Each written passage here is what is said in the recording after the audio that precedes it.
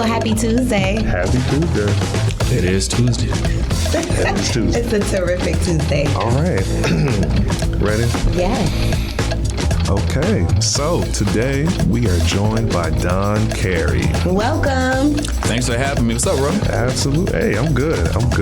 Just a little background on Mr. Carey, former NFL player, Norfolk State University alum, philanthropist, and a member of the Chesapeake City Council. Don has not only excelled on the field, but has also made a significant impact off the field through his Reach Foundation, which provides resources and opportunities to underprivileged youth. And we're excited to dive into his journey, his dedication to giving back, and the values that have shaped his career and community service. Welcome, Don. Welcome to the Land of Spotlight. Appreciate y'all for having me here. Hopefully this is a good one for, the listening audience. Oh, yeah. Great one. And I love how Anthony has that smooth voice, welcome to WNSB. I know. Look, he is ready. I'm trying a few things, Listen, when Spartan's on the clock, you always gotta be ready. So we are ready. Right. I'm glad you got the voice. The more you can do, bro. Yeah. Hey.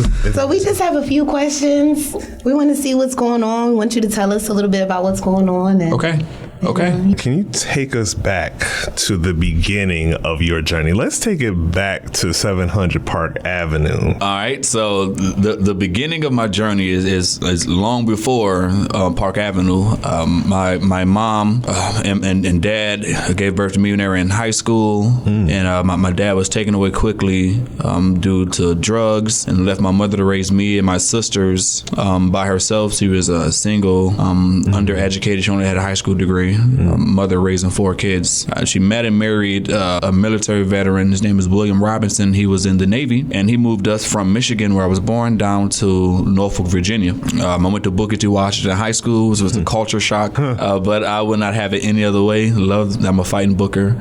And from there, the first time I stepped on a university's campus or at the college, any place, was when we came to Norfolk State. Right. So when I saw Norfolk State, I was like, wow. Like, this is a university, whereas most people around here are like, oh, that's just Norfolk State. You know what I mean? And no one in my family had ever been to Norfolk State, been to college. So the opportunity to come here, when I got the phone call from Pete Adrian to give me a football scholarship, was such a tremendous, joy to do something, and scary too, because like I said, no one in my family had ever done that. So we ended up here at Norfolk State, and I guess the rest is history. Oh, that's a great journey.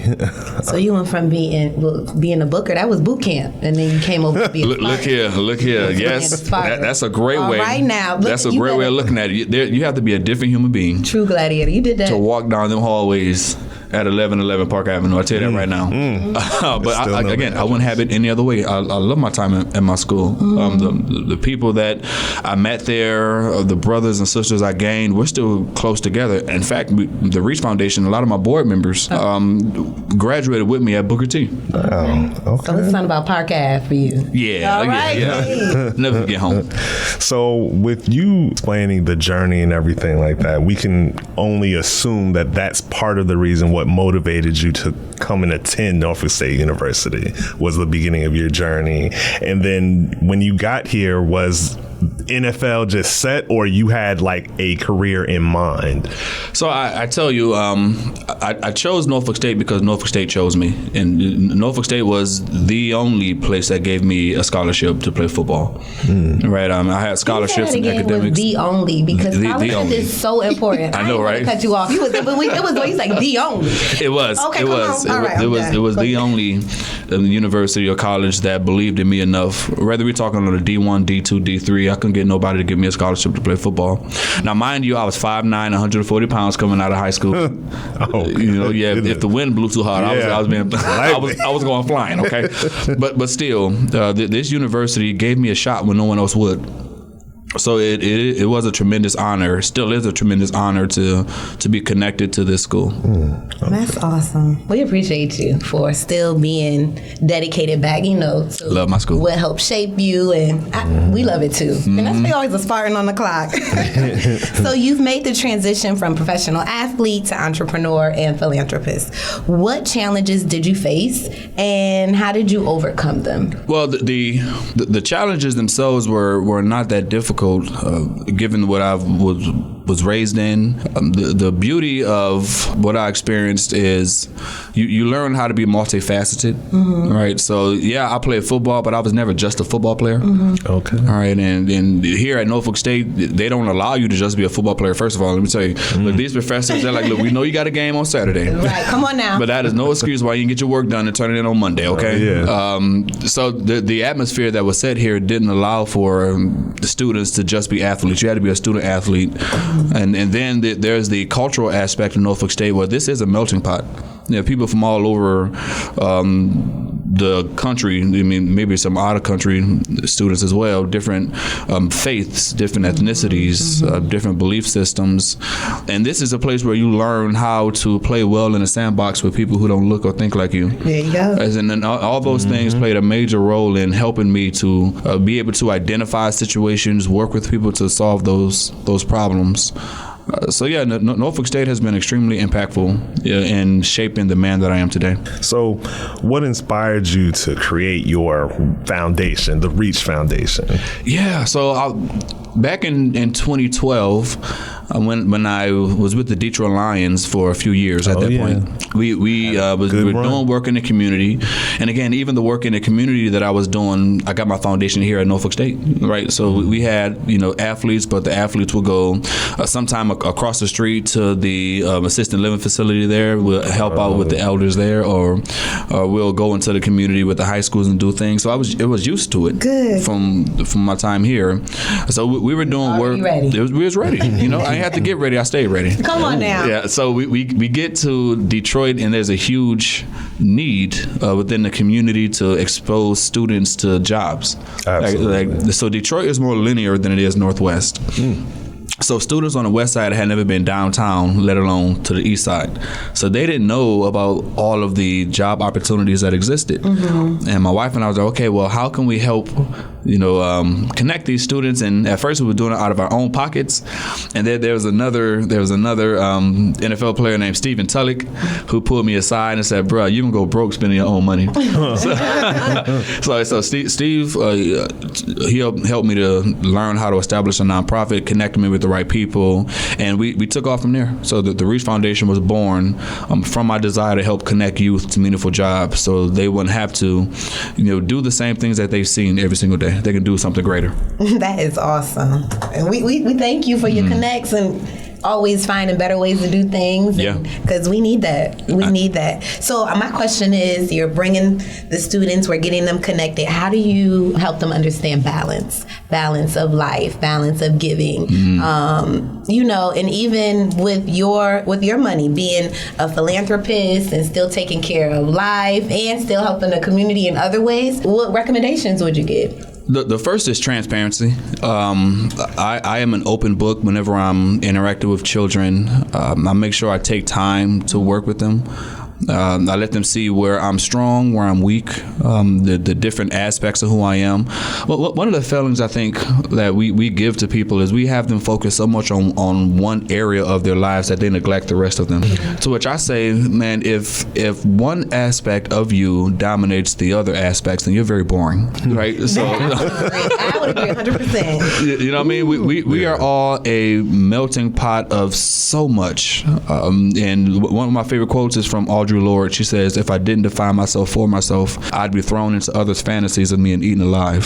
So it's important that we don't hide who we are, right? So yeah, I'm a football player, but I like drinking wine, or I like reading books, I like playing cornhole, I like hanging with my kids, I like building this. Yes, I'm a nerd. Okay, all that is who Don Carey is, and so it's my job to utilize the raw material that has been given to me at my birth to paint this masterpiece of who I am, and bump anybody who don't like it. So to show the world the uniqueness of who I am, because there's nobody else like me, and there's nobody else like you. So be yourself. Why? Because everybody else is taken. Right. So it's taken. Everybody And I'm so happy that you were Spartan on the clock. Come on. I'm so happy you're on the team. I hope y'all excited out there as well. If anything, at Norfolk State University, I know there's plenty of lessons and challenges that all students, all Spartans have gone through. What is one of those those lessons that was just like, you know what? This is the biggest lesson that I had to learn. What is one of yours? Yeah, I'll share with you one of the coolest ones. So my first year at Norfolk State University, I was 5'9", 140 pounds. I didn't know where the weight room was, let alone how to lift. But there were two upperclassmen that took me under their wing, and they really showed me how to watch film. They showed me how to lift weights. They showed me how to prepare to be a football player. The time I spent with them from my freshman year to my junior year was so impactful that it helped me not to get ready, but to stay ready. Right? There's a saying, I had a coach in the NFL. He said, stay ready so you don't have to get ready. And when they ask you, are you ready? You tell them already.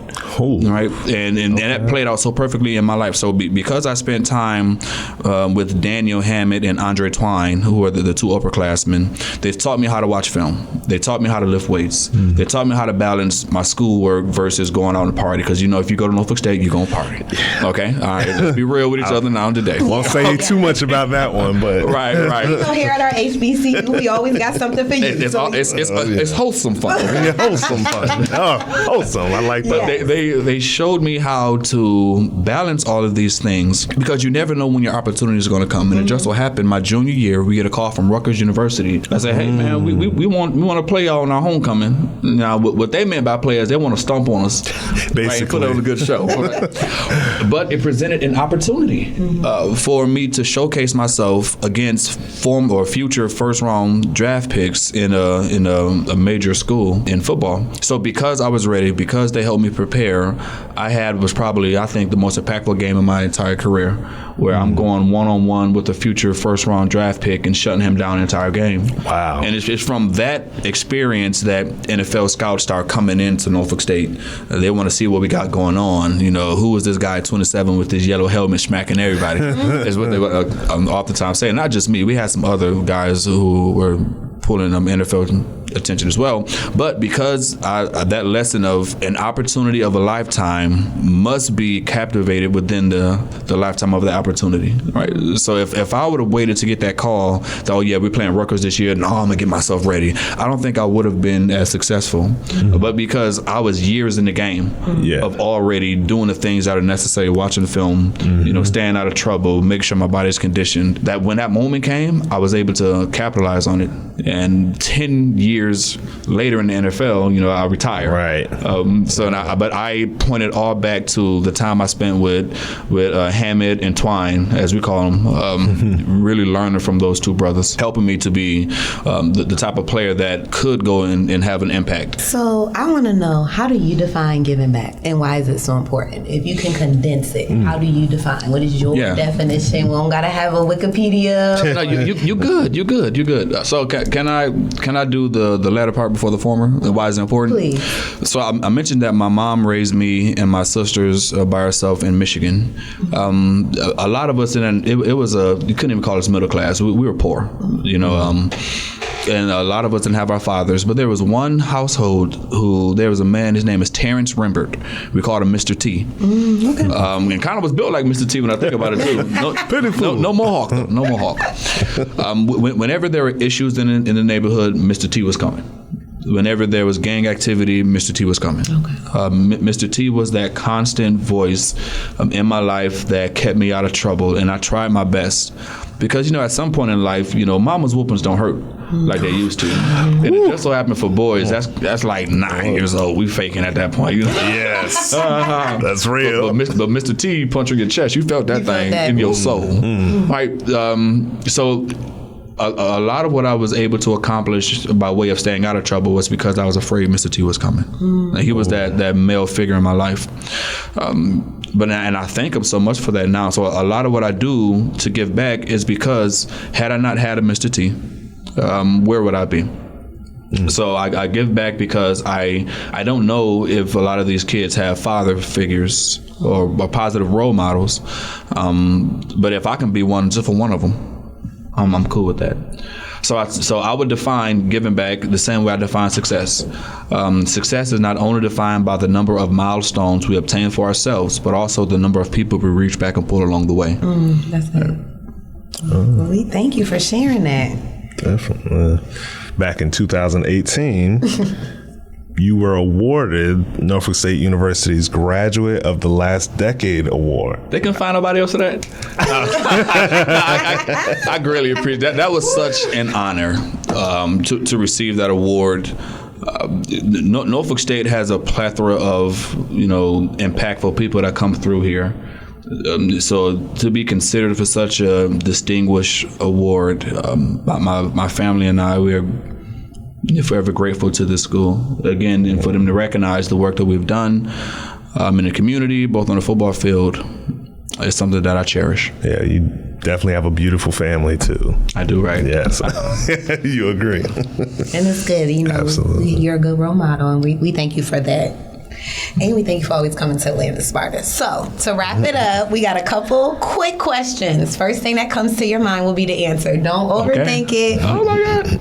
Here we go. So, favorite memory from your time here at Norfolk State? Beating Hampton my junior year, and the whole stands coming down doing a Cupid shuffle on the field. Come on, Cubic. We love a coordinated move. Come on. Oh, man. What is the best advice you ever received? Ooh, they're supposed to be rapid fire. The first one, bam. Continue to work, but do the work. We had a coach, regardless of how things were going, just do the work, man. And I see. I learned that here. Times. I wrote it down. I'm gonna get that one. Stay ready. Don't get ready, and then already be ready. Mm-hmm. All righty, that's good. What was your most rewarding part of serving on the Chesapeake City Council? The most rewarding thing is when I help citizens solve a problem where it's appropriate for government to do so, and I watch the smiles on their face. I don't think government is the end-all, be-all, but we should be doing our job. Period. All right. Were you a morning person or an out person when you were on campus? I'm a morning person. Who inspires you the most currently? My kids. Ooh, love it. What is your favorite way to unwind from a loss? Sit on the couch with my wife and kids and watch something. If you weren't an NFL player, what career would you have pursued? So before I knew I was getting drafted, I had a job making $70,000 a year coming out of Norfolk State. Wow. Woo. Favorite spot on campus? My room. And where was that? Where was that? When you were on campus? Because, we got a lot of new buildings. Yeah, no, that was the original Spartan Suites. Come on, the original. The original Spartan Yeah, Suites. 2044A to be exact. Love it. What is, and I gotta ask this because I love quotes. What is your favorite motivational go-to quote? Right now is the difficulty of a task doesn't negate the necessity of getting it done. We're gonna let that sit right there. Let that simmer a little We bit. might have to run that back. But, depending on how we cut it, we might have to run that back. And currently, with that being said, what is your favorite book or current read? So I don't have time to read like I used to. Okay. Most of what I'm doing is looking at strategic plans, comp plans. I'm looking for ways to make the city better. So I wish I could read the way I wanted to, but I just don't have time to. No, you're reading. We thank you for reading those strategic plans because we need people in leadership to lead us on the way who are transparent. And know what I'm talking about. And know what you're talking about. 2 steps ain't gonna get the job done. No, just know what you're talking about. Put on paper, gonna get the job done. I believe. I can speak for a lot of us. We're always happy that you came to Atlanta Sparta. I definitely appreciate you for stopping by and speaking with us, as we are all Spartans on the clock. And now you already have been. But we thank you for letting us know what you have going on. I know that when we do air this, the people will be happy. So don't be surprised if we have to call you back for a follow-up. Come on. We are here to stay transparent and communicate as much as we can. They say if somebody called you back, it's either because you did so bad the first time, they got to give you another shot. Or you did a pretty good job. Right. This is really good. Really good interview, Mr. Don Carey. This is good. It was amazing. We thank you for speaking to the dynamic duo. Yeah, I appreciate y'all, and thank y'all for what y'all do. Absolutely. Likewise, one. Until next time, we'll see you. Peace out. All right. Learn more about how you can give at nsu.edu/nowisourtime.